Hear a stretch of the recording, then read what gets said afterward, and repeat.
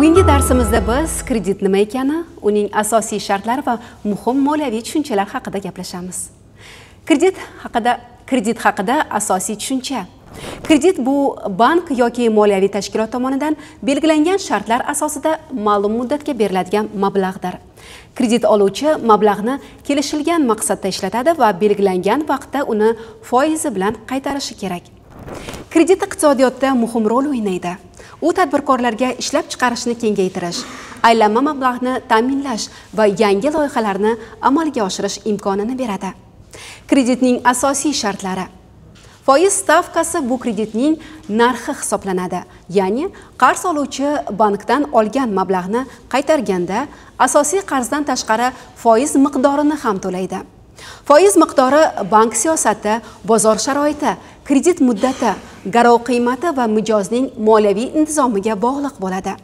Shuning uchun kredit olishdan oldin uning foiz to'lovlarini hisoblab chiqish muhim.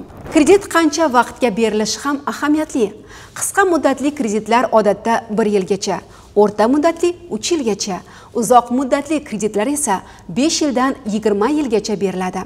Qisqa muddatli kreditlar asosan aylanma mablag' uchun, uzoq kreditlar esa investitsiya va yirik loyihalar uchun mo'ljallangan bo'ladi. Garov bu bank uchun kafolat vazifasini bajaradigan aktivdir. Agar qarzdor kreditni o'z vaqtida qaytarmasa, bank garovga qo'yilgan mol-mulk orqali o'z mablag'ini qoplash huquqiga ega. Garov sifatida ko'chmas mulk, transport, jihozlar yoki tovar zaxiralar qabul qilinishi mumkin. Kreditni qaytarishda 2 asosiy to'lov turi qo'llaniladi. Annuitet to'lovi har oy bir xil summada to'lanadi. Avvaliga foizlar, keyin asosiy qarz qisqarib boradi. Differensial to'lov qarzning asosiy qismi teng ulushlarda qaytariladi. Foiz esa qolgan qarzga hisoblanadi. Shuning uchun dastlab to'lov kattaroq, keyin esa oyma-oy kamayib boradi. Kreditga oid muhim tushunchalar. Kredit tarixi mijozning ilgari olgan kreditlari bo'yicha to'lov intizomini aks ettiradigan ko'rsatkich. Agar qarzlar o'z vaqtida qaytarilgan bo'lsa, tarix ijobiy bo'ladi va keyingi kreditlarni olish imkoniyatini oshiradi. Kredit skoringi bank mijozning qarzni qaytarish qobiliyatini baholaydigan tizim. Unda mijozning rasmiy daromadi, kredit tarixi, moliyaviy intizomi va boshqa omillar tahlil qilinadi.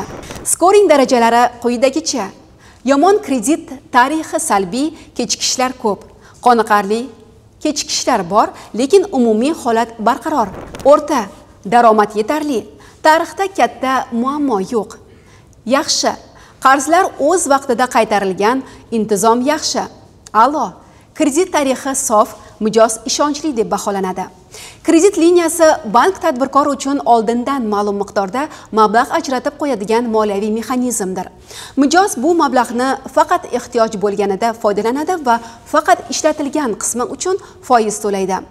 Imtiyozli kreditlar davlat tomonidan qo'llab-quvvatlanadigan kredit turi bo'lib, yoshlar tadbirkorligi, xotin-qizlar biznesi, oilaviy va qishloq xo'jaligi faoliyatlarini rag'batlantirishga mo'ljallangan.